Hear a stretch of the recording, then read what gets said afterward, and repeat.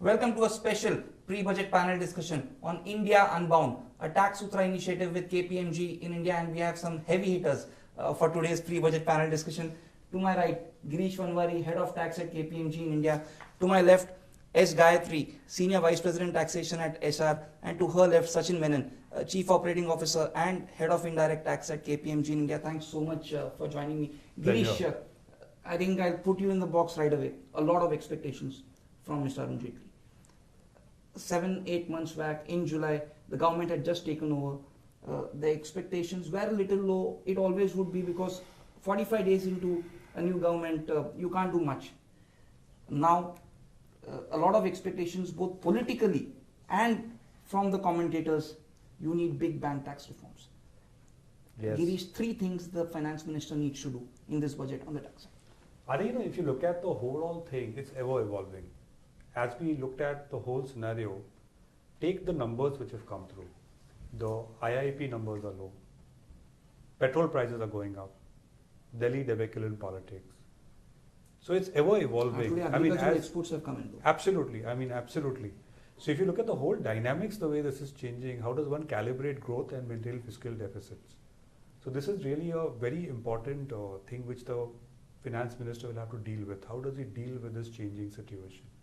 So 3 expectations. I think people are expecting Make in India to become a reality.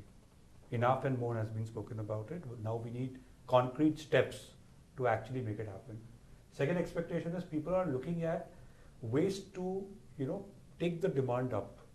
So how do you do lower taxes? How do you do tax holidays, tax exemptions, have more disposable income, promote investment, but at the same time maintain fiscal deficit? And the third is, how do you look at non-fiscal ways to tide over this 1 year, wherein you will do all these things to take the demand up, and after 1 year hope. Disinvestment, of course, yes. Look at the stock markets here, which is the best time to disinvest. Look at Coal India, the biggest future offering which happened. So what are the ways and means in which tax collections can go up without increasing tax rates? In fact, taking the tax rates down. How do you better comply? How do you use technology? How do you solve disputes? How do you look at other non-tax revenues like disinvestments and different ways of raising money? How do you look at expenditure control? Maintain the fiscal deficit, but also still trigger demand with tax incentives and tax policies. Gayatri, from the corporate, from India Inc. I'll let you go for 3, and then I'll ask you about the 4th. Right. The interesting thing about the budget is that it has so many nuances which really mean different things for different persons. And as far as India Inc. is concerned, there's a bit of everything in it. So, if I look at it from a very tax-focused perspective, the one very simple thing which just can't be overemphasized is complete clarity and lack of flip-flop, an assurance that there will be no flip-flop. So be it various things like, taxation of indirect transfers or retrospective tax and so on. That's one thing we'd look for. The second one, in alignment with all the policymakers and those that take a macro view, it really look to see all the buzzwords like smart cities and Make in India programs being implemented with a proper roadmap and seeing some tangible benefits coming to the manufacturing sector. So whether it is just the question of incentives and allowances, or it's a question of making available the labor reforms and so on. What we want to see is that this is not just a tax-focused kind of endeavor, but more one which is has an emphasis on productivity. And the third one, again in line with the economists who believe that, all of you relax, a budget is really an accounting exercise of balancing the receipts and payments. And the truth is that today our interest is at about, I think, 4.27 lakh crore is around a quarter of our overall payments. And on all of our borrowings are really not matched by assets. So what's really required is a focus on balancing these, because unless you really give that priority, sooner or later we're going to be spiraling to disaster. Before I go to Sachin, Gayatri mentioned the budget is an accounting exercise. That's a debate which has gone on for long. That accounting exercise now is a lot more important probably than it was earlier. Over 13 lakh crore revenues, tax revenues, Sachin, a big chunk of which is coming from indirect tax, but it's been falling over the years, the proportion of indirect tax revenues to the overall revenue collection. And one interesting statistic from indiaspend.org, for the first time, service tax collections are going to exceed excise and customs duty collections this year. That's big. Sachin, your three expectations are very different. I know GST is on top of your list. Yeah. So, well, I think the Prime Minister has already spelled out the tone and tenor of how he's looking at the development. The Make in India campaign and making India very interesting destination for investments are the main thrust of this budget. Now, the rhetoric is fine, but how you follow it up with action is most important. There are three things which if I can talk about, which the investor community within India and outside India is expecting. The most important thing is that the GST. In this budget, it is expected that the finance minister will spell out what is the specific date on which GST is going to implement it. That need to be a very emphatic, big statement in this budget, and that would keep the wheel moving forward. Now, the second thing, which is very important thing, is that you know that last year the budget was presented immediately after the BJP elections, and the government was finding it feeds, and they were heavily depending on the bureaucrats. And last year's indirect tax budget, if you see, it was one of the most regressive budget for the simple reason that there was nobody to control them. They had a free run. For example, they brought in some of those measures which is actually not welcomed by anybody, even the department itself. The 6 months restriction for availing instant VAT credit, one of them. The second thing, they came out with 30% interest on any tax which is not paid. Not collected and paid is not the question. If there is a dispute and finally it is held that this is payable, then you end up paying 30% tax, 30% interest on the tax. And they have withdrawn all the benefit given to those LTUs, transfer of credit, etc. And so there has to be some amount of soul searching and correction of what they had done last year to create a confidence in the investor community. And the main thing is that the ease of doing business in India is not figuring in a very enviable spot. I think we are 134 or something, right? Yeah, among the 158. Yeah. So we are not in an enviable position. And mainly now, by introducing GST, what is the message going out to the investor community? Here is a law which is simple, easier, transparent, and certain. There is no restriction on the input side. Some of them you have restrictions, exception, exclusions.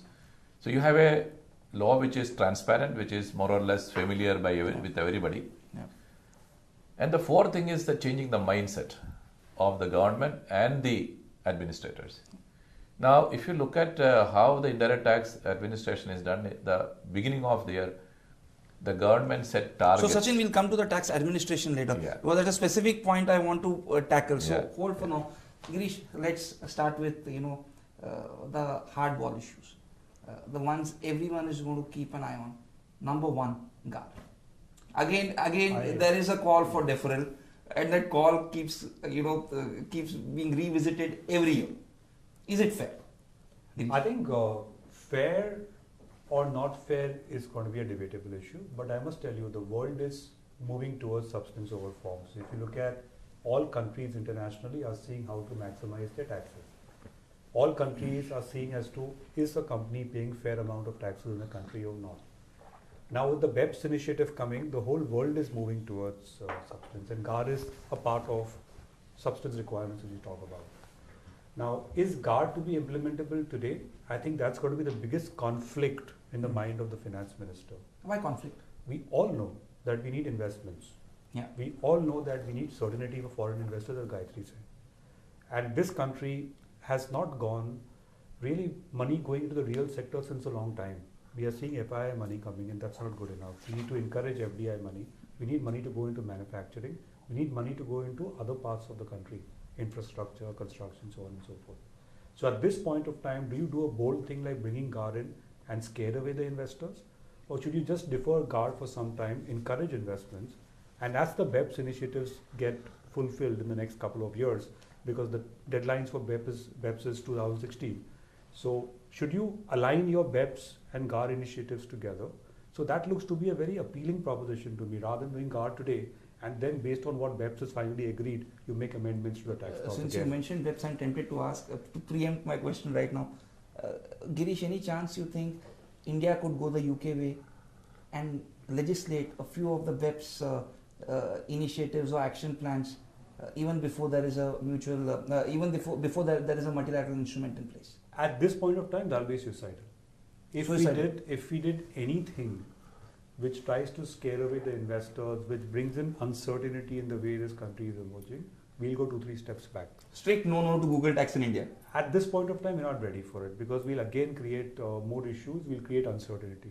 At this point of time, as Gayatri mentioned, the message has to be loud and clear. India is stable. India is predictable. And yes, as the global things unfold, we will be global because it's a coupled world. We can't just do our own tax laws, but we should follow BEPS rather than just doing something. But Gayatri, why isn't India in ready for GAR? I think 3 years have been given to get yourself ready. From the time Finance Minister Pranab Mukherjee had those famous retrospective amendments and GAR post the Vodafone judgment of Supreme Court in February 2012. 3 years. That's right. It's true that corporate India has been readying itself for GAR. But, while the deferral is fairly welcome, I really wish there would be some sort of certainty to the timelines. I mean, whether it's 3 years from now, 5 years, or it is to be, together with any other legislation. What we'd really look forward to is a specific timeline and, keeping to it. That would be most helpful. And as for BEPS, there are these various action points, the earliest of which starts with January 1, 16. It CBC. involves, yes, it involves the legislation of various requirements after we get some recommendations for the OECD. The point is, are we ready for something as soon as that? And are we ready for this even before other countries have legislated their own, version of CBC to start with?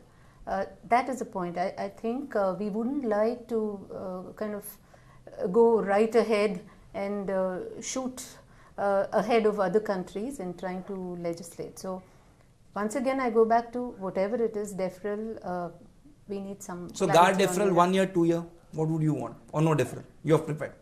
2 years, definitely. 2 years. If that's a choice. And I just want to add one thing here. It's not about GAR. It's about checks and balances to execute GAR 2. So GAR is one thing. And as Gayatri said, people are preparing themselves for GAR. What people are most worried about is what are the checks and balances in the system which will be enforced to make sure that GAR is really executable or invoked on genuine cases and not in every case, which creates more uncertainty. So if you have a certain framework to execute GAR, that will be more appreciated.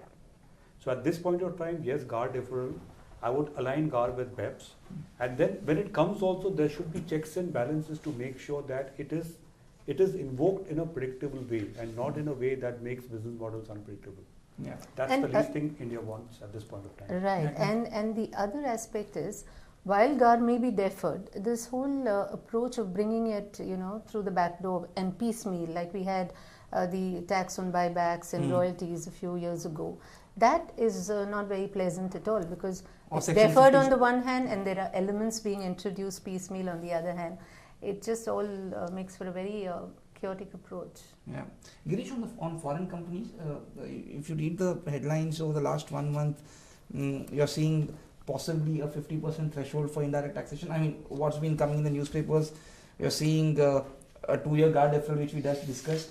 We are talking about possibly dividend tax relief for foreign firms. Some are asking for MAT exemption as well. What do you think is reasonable, which the finance minister can accommodate within the perilous fiscal situation, we could call it, on the fiscal deficit? It may not be perilous, but still a fine balancing act which he has to do. Which of these things do you think are realistic, reasonable, and the finance minister can afford fiscally. So I mean, first of all, these are not foreign company issues. Yeah. So GAR issue is actually an issue which is for an Indian also, as well as for a Surely. foreign. Similarly, the issues which you spoke about, MAT, I think that's a crying need of the Indian sector, infrastructure sector, ICZ sector. So I would not say that to be a foreign company issue. There's a MAT on FII, which I think is unnecessarily getting into uncertain zones. That should be clarified and that should be put to rest. What is troubling me is we should at least give clarification on the indirect transfer rules. Whether group reorganization should be exempt, it should logically be exempt. Otherwise, you're group reorganizing somewhere and you have an indirect tax issue in India. The threshold should be put. But 50% threshold is being speculated. You're fine if the FM announces 50%. Depends upon 50% and in the manner in which the computation happens. Today, there's an ambiguity on the threshold and the manner of computation. So if you have 50% and more, only proportionate should be taxable. If you're saying the whole thing should be taxable, then the threshold should be 90%. So 50% is in relationship to how the taxability should happen. Now, is 50% good? That's the law of the land today. There's High Court decision, Gopal research on that. And that's the law of the land today as per the High Court decision. But I think you have to link it to the manner of computation. I would not say yes or no to a 50% unless I know how the computation works. Yeah. But Sachin, it's high time it clarifies. Sachin, on the, I have two questions, one on GST, one on service tax. On GST, the political math, I think again and again I keep coming back to it whenever we discuss GST. Does the government have the political arithmetic or the numbers game? Is the numbers game with the government to pull the GST through? Do you have the confidence when you meet a lot of these delegations, you meet the industry chambers, CIF, FICCI and others? Do you think the government can steamroll the GST or get those enough states on board? Ultimately, you need a constitutional amendment to be passed by 2/3 majority in parliament. You need 1/2 of the states, that is around about 15 states to come on board. We are still not there yet, Sachin. That last mile consensus is eluding us. Well, if you look at the composition of the numbers in the Empowered Committee, one thing is very clear: it is not divided on political lines. Okay, that's the biggest first statement. And if you look at who are objecting to it, the number one is Gujarat. Number two is Maharashtra. But why? Any key issues? There is a reason. Because any of these consuming states, out of 29 states in India, only 5 states have the balance of trade in their favor. Rest everybody is at their mercy. So out of 29 states, 24 states are gaining and 5 states are losing. And which are those 5? 5 is Gujarat, Maharashtra, Tamil Nadu, I think Haryana, and Karnataka. Karnataka, yes. Okay, they are losing. And that's why I said there is no political line. Those people think that they lose CST revenue, in net CST revenue. They are objecting to it, and that's why this 1% additional tax over and above GST came in the picture. Now the question is, when the bill is presented in the parliament, there is no issue. When you go to Rajya Sabha, what would happen? Now, if you look at the statements of the Congress, they say that the parentage of GST bill is ours. We have introduced GST. You are just carrying forward a reform. And in view of this, if it is passed, the credit will come to us also. So if that is the situation, there is nothing to worry. Congress has to support this. And not only that, in this scenario, if Congress oppose this bill, it may create more problem for the party, rather than getting some positive points. So, in my view, this is what. So you clearly need the two main parties in the country today to come together. Then it is true. But Sachin, let's move towards the technical side of it. Leave aside the political part. How is the structure looking? From whatever we are seeing now, a dual GST structure. You have some states are saying that we want to levy some separate tax on petroleum products or alcohol and all of these things. In between, you saw a newspaper advertisement by certain groups saying that this should be kept out of GST, and so appeals are already being made by the powerful lobbies on what needs to be in the GST ambit, what needs to be outside GST ambit. Where are we on that, or is it still a maze? See, if you look at, assuming that once it is sailed through the parliament and the Rajya Sabha, and it comes to the state for approval, so 50% of states are required. As of now, states like Kerala is a Congress ruled state. are waiting in wings to push GST because they think that by GST, introducing GST, they will have a couple of thousand crores more in revenue coming to them. And so many states are waiting for GST. They think that it will definitely going to push up their revenue. So I don't think that the passage would be an issue. And not only that, if we look at the BJP, irrespective of whatever reverses they had in Delhi, if this is not passed in this situation, it can never be passed in the future because but of such a party. structure, I think that's the key point. Yeah. Are we going to have a dual GST structure? Seems yes. Then second question, the rate. Right. Then third question, which are the items that you're going to keep out, or you're going to give some powers to the state, some special powers to state, alcohol, petroleum. Three questions, Sachin, specific. So this is more or less the architecture is clear. The issues which are debated is limited. Yeah.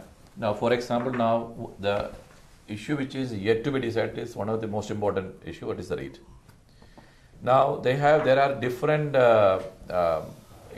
permutation combination which is suggested, articulated by different period.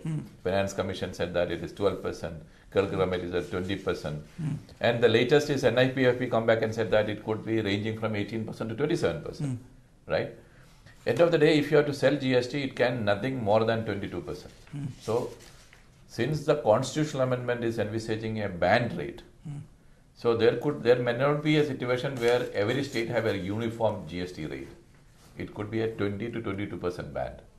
Not 27, some are talking 27 about may not be 27. sold. It will not be sold for one reason that Inflation. it would any fiscal increase in the tax would generate inflation in the short term, and that so it will settle down, and that is given. So right now, Sachin, am I right in saying that we are caught in the nitty-gritties? That maybe the larger structure is clear. We are going to have a dual GST structure, a 22% rate. Hopefully, everyone is going to settle down. But then we are working on these nitty-gritties. What comes in, what stays out. Who taxes petroleum, who taxes alcohol, and so on and so forth. Even that is clear. Now it is very clear. There is a near consensus or unanimous in the board committee that alcohol should be kept outside. Whatever may be the reason, we will not debate why it is so. It is kept outside. Girish by any chance? No, it doesn't. But I agree with him. That's a unanimous consensus. So there is no issue about it. Petroleum was a matter of contention. Yeah. Petroleum, it is decided that it should not be kept outside the constitutional amendment, but it will be kept outside the initial draft. Okay. So as and when GST Council feel that we are ready to even pull in petroleum products, then they would introduce it. As and when it's a question mark. And why? Because petroleum itself as a single item is contributing average 40% of the total revenue collection of the state. So they don't want to put all the eggs in one basket. They want to see that how is it behaving. So it may come in the future. Not only that, they also expect that most of the petroleum product is input for manufacturing or services or whatever it is. And if that input credit is already given, then a huge chunk of the revenue from petroleum today, which they don't allow any input credit, would vanish. Okay. So it would be carefully they will check out this plan. So that is kept outside. Then it is also clear that entry tax is going, LBT is going, octroi is going, cesses are going, entertainment tax is going. What is going to remain is that those municipal council or local self-government charging levying some of the taxes locally. Okay. Other than entertainment tax, maybe some of those taxes which is specific to that particular local self-government would remain. Yeah. And otherwise, almost about 12 plus tax legislations are integrated with GST. Sachin, final word on GST. You think April 2016 feasible, not feasible? I would believe that if this probability. If this budget, if the amendment is through, we would see the... No ifs. What is the probability that GST goes through? No, I am very clear. If the amendment is through in this budget, then 1st April is a very high possibility. No, that's a big if the amendment is not through in this, it may go up another 6 months delay. As a corporate, Gayatri, how do you all look at GST? How big a reform it is? It's being sold as the biggest tax reform since independence. How big is it for corporates? It certainly is a major reform, and one that will involve a change of various calculations and our numbers and everything. But again, sitting on the fence, wondering when or where. When you also make projections after all. It's not just the writing up of your accounts. It's just so difficult to make those projections reasonably. When you're always wondering whether this is just as we know it. This has been whether your indirect tax so liability many years. yeah. Who's going to bear and whether petroleum is or in or out? Okay, there is some amount of clarity now, but still. So yes, it is very major. Corporate tax reliefs, another big speculation right now, whether there will be a cut in the corporate tax rate. Gayatri, you're expecting the highest rate to go down 30% or at least a surcharge to be taken off? In all honesty, I don't expect any reduction if one goes by, what's happened in the recent past. I also want to say that, I don't think corporate India keeps hankering after tax exemptions and tax holidays all the time.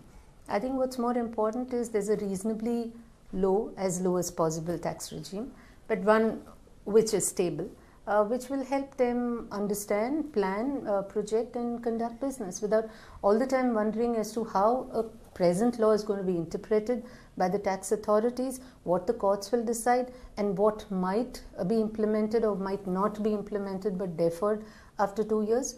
I mean, it's all of these aspects which are more troublesome. Girish, again coming back to numbers, does the finance minister actually have the leeway for the tax reliefs? People are asking for dividend tax relief. People are saying scrap DDT. It's being speculated there will be some corporate tax rate rejig and so on and so forth. Even to scrap surcharge, which we've now had for many years now, Girish, does the finance minister really have that leeway to reduce the rate when this year the collections have not been as buoyant as the projections? See, the thing is, somewhere things have to start. And things can start in two ways. Falling interest can trigger demand, which is what hopefully will happen. Real estate will come back, auto will come back, and then hopefully the whole cycle will turn around. Or tax incentives can trigger demand. What this country needs is a combination of both at this point of time. So unless you don't have tax incentives, you will not make in India a reality. Say for example, 200% R&D. What's the point of having 200% R&D if you have to pay MAT? What's the point of having accelerated depreciation if you have to pay MAT? So it's an inconsistent policy. You're incentivizing, you're taking it back. You want to encourage exports, but you want to take it back as MAT. You want to encourage infrastructure, you want to take it back as MAT. So that's the case to promote certain sectors. So tax incentives are important. If tax incentives work, hopefully demand will pick up. Hopefully jobs will get created. If jobs get created, economy will turn around, people will consume more. Sachin's GST will also get more taxes and people will go out and spend and collections will be better. So it's a 1 year time lag. Girish, it's a Republican slogan, cut taxes, put money in the consumer's pocket. Absolutely, and hope. In this 1 year, what do? You can't have a deficit. So in this 1 year, you have to rely on other means of finance. There's a strong stock market. Think different, think out of the box, how you're going to raise money. Think better compliance. Why should 6 lakhs crore plus be lie in disputes? Resolve that, collect 3-4 lakhs from that. Move fast with the dispute machinery, move fast with stuck demands, get better compliances. This property thing, like let's say that withholding or that 1% tax on property or the integration with the stamp office. How do you actually go out and collect the money? Go out and collect the tax. That's the need of the hour. Girish, so a slew of announcements have been made. Correct. I think on the 5 ideas that you've given for the FMN article you wrote for Taxsutra, I think you've gone big on a few of the points you mentioned right now, but Make in India comes first. What are the couple of things that you are expecting on the Make in India front from the finance minister in the budget? Are we talking of again those exemptions that we have or had, like the backward area exemption? You invest in particular sectors. Are we going to create some economic zones? Is it going to be SEZ part 2 or is it going to be something completely different that maybe borrowing an example from some other countries? Are we going to see something on the lines of UAE, some special zones or something else like that? See, Make in India has two parts. One is tax incentive, second is the whole regulatory part of it. The tax incentive part, yes, why should Bombay not be a financial hub?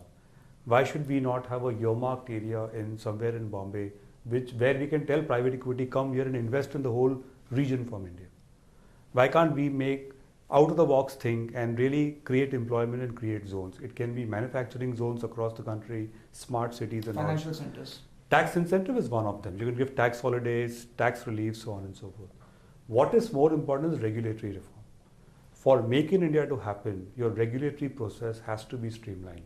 You can't go from pillar to post getting approvals. You have to have single window clearances.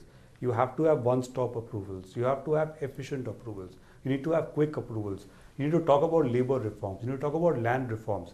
There are lots of things, and finance minister saying something in the budget doesn't necessarily mean the states have to follow that.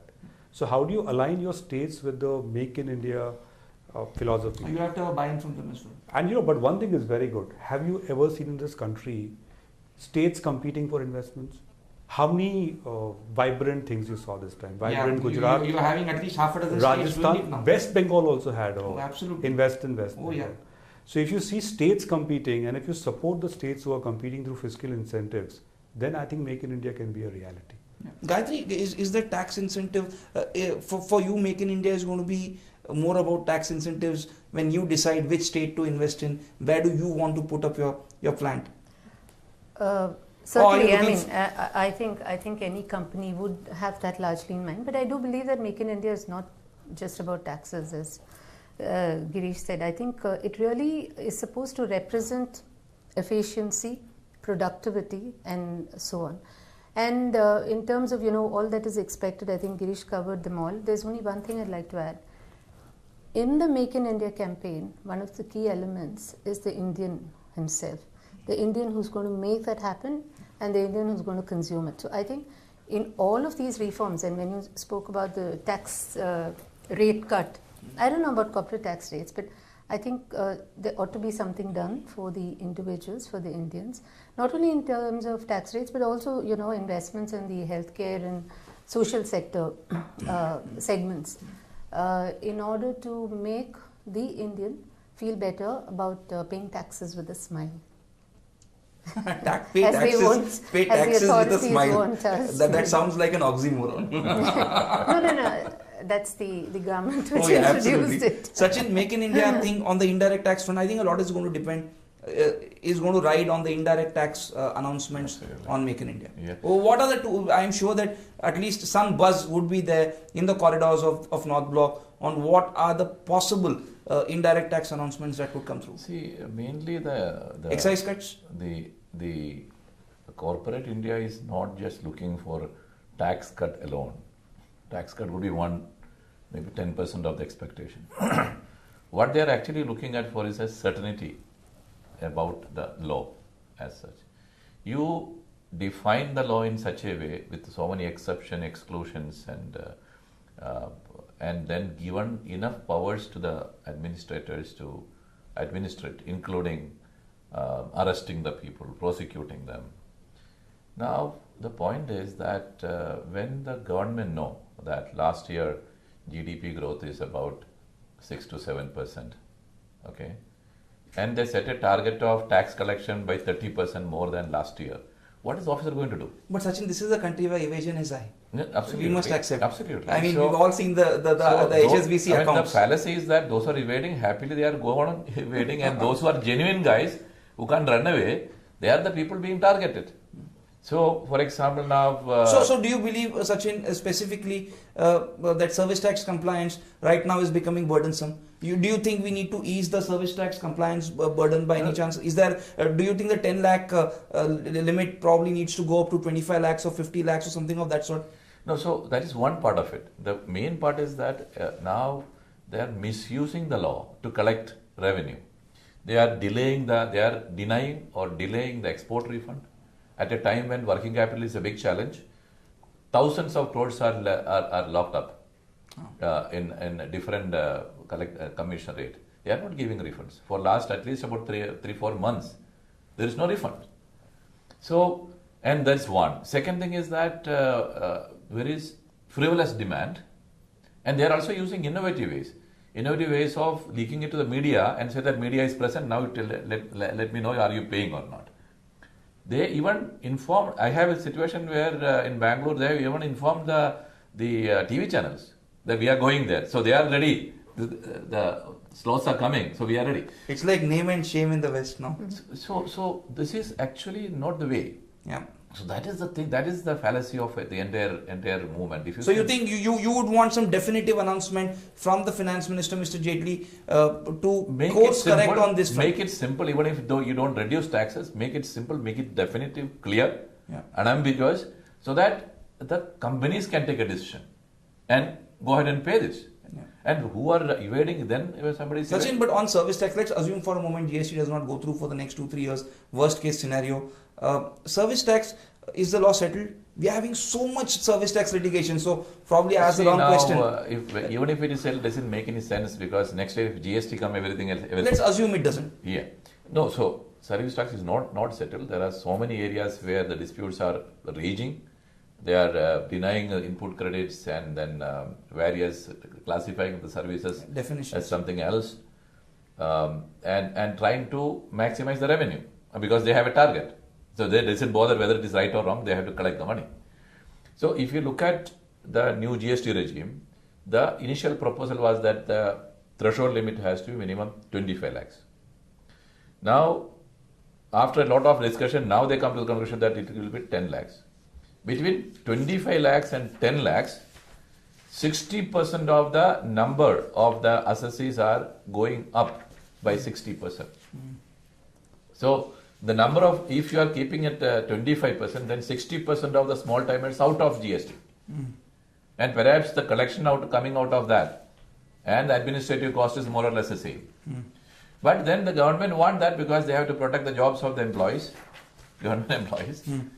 So you need to be very clear about what you want to achieve. If you want to make in India campaign a success, you need to be rational.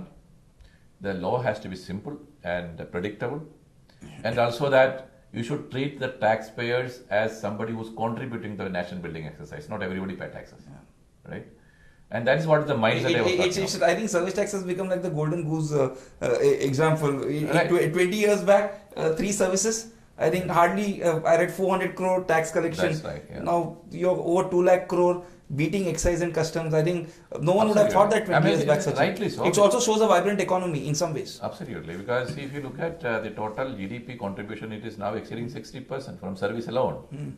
Okay, and that 14-15% the manufacturing sector regressed to almost 14-15%. Still, they continue to pay more taxes than on service. Yeah. Okay, so there is going to be a much more thrust on the services, and that is rightly so. Girish, coming to one word that has been most often talked about or reproduced in the last or written about in the last 1 year: non-adversarial tax regime. That's right. You had the finance minister announce the setting up of advanced ruling benches about APA rollback rules. You had him indicate a guard difference, not a final decision, and make a slew of small or big announcements. You had a lot of CBDT circular follow-ups as well. Are you satisfied? Even the Vodafone non-appeal in the Supreme Court, the share valuation, that's big. Are you somewhere convinced that the government has its heart in the right place on the non-adversarial part, or else you would want more to be done? Though we haven't seen those advanced ruling benches, we haven't seen the APA rollback rules. Yes, maybe that implementation will happen in the next couple of months. But apart from that, what are the few things that he needs to do to make that non-adversarial tax regime a reality? See, I mean, the first question is the heart in the right place? Answer is yes. I mean, the non-appeal of Vodafone, though the Vodafone case itself is very frivolous, is a very good step to indicate that. But is enough done? I mean, Arun, tell me an excuse. Some rollback rule which comes around 9 months back, why should it not come by now? Tell me one plausible reason why that should not happen. Tell me one plausible reason why there should not be an AR ruling for the last 6 months. Tell me one plausible reason why should we have so many disputes that are not getting settled. We have good schemes, but we have to execute.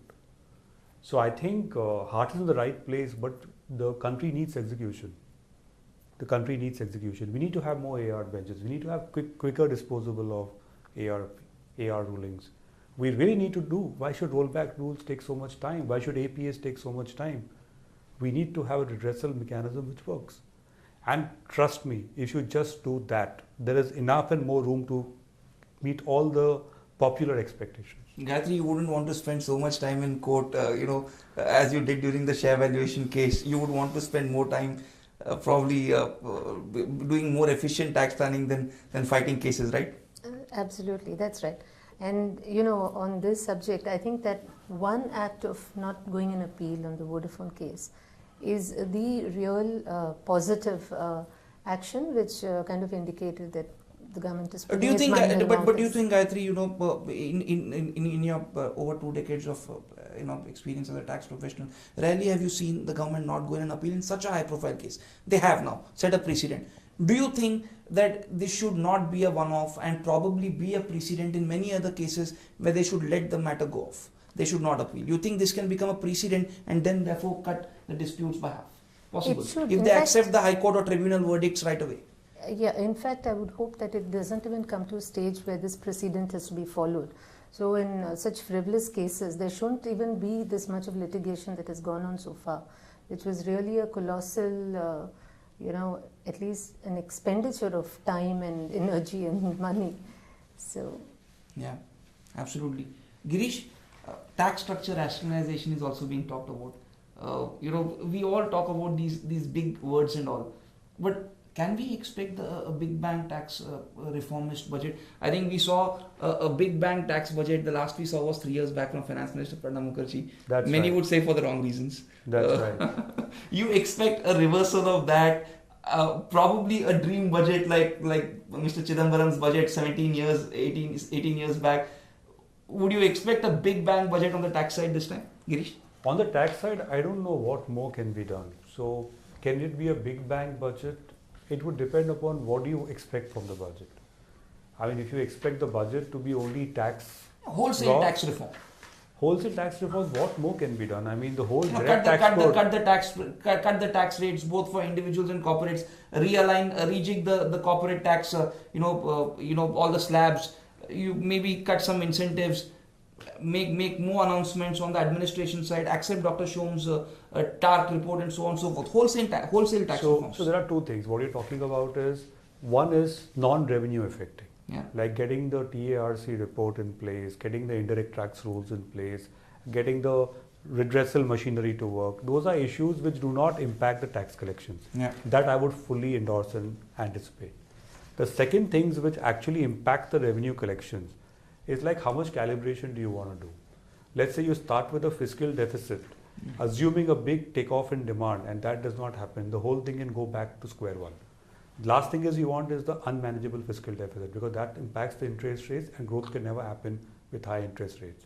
So I think here is where a calibration is required. You have to take risk, you have to take calibrated risk, you have to cut taxes which are good enough to trigger demand, but it should not be so crazy that at the end you fall because the fiscal deficits are not met. So I don't expect a big bang thing in tax rationalization.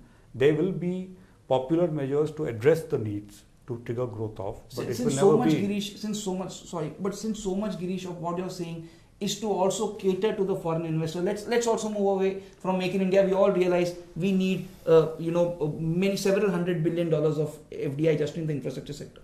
So much of it is going to be catering to the foreign investor. What does the foreign investor want? Certainty. He That's doesn't it. mind paying taxes. If you tell people that tomorrow onwards there is no treaty relief available, when you invest, assume a 10% tax rate, they'll be okay with it. What they don't want is one day it is 0, second day it is 10, third day it is 20, fourth day it is 40 because if you sell within 3 years, 1 year becoming 3 years suddenly. They want certainty. People don't mind what Sachin said here. They want to know when they take business decisions, the tax assumptions they make will actually be the tax assumption will pan out. Gayatri? From an Indian corporate, if there is one definitive announcement you are expecting from Mr. Jaitley in this budget? I would expect all of these growth-focused policy decisions. I don't expect wholesale tax reductions and rationalization. I think the Prime Minister has indicated quite some months ago that we need to be prepared for a period of pain and sacrifice. And in fact, there's Are corporates ready for that? I am not sure that the question of readiness really matters. In fact, the word on the street is there's an expectation of some increase in cess. I would sincerely hope that there is no such thing. There are a lot of people asking for cess and surcharge to be removed altogether. So, that's all. Sachin, on the indirect tax side? So mainly the main the flavor of the season is that everybody expect GST to be very clear. But come on, Sachin, last so many budgets, we've had finance minister after finance minister reiterate his commitment to GST. Something, right now we need the date. Sachin. Absolutely. So the point is this. We should say date with GST. So this is after almost 30 years, a government with a 3/4 majority, right? And Lok Sabha, at least they can pass it. Yeah. That itself is a big statement for that matter.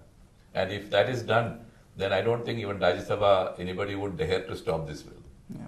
And they have to carry the blame. And every public... So you're expecting some nitty-gritties on the GST this time from the finance Absolutely, minister. absolutely. Yeah. Thank you so much, gentlemen. Thank you Pleasure. so much, Gayatri, Thank Sachin, Girish, for joining us. That's all we have in our special pre-budget panel discussion, India Unbound. In less than a week's time, in 8-10 days' time, you'll have the Finance Minister, Arun Jaitley, presenting a budget which will be eagerly watched by all Indian corporates and taxpayers who are waiting to hear something on the Make in India front, as also the foreign investor. As Girish said, all they want is certainty. We'll see if Mr. Jaitley gives them that certainty.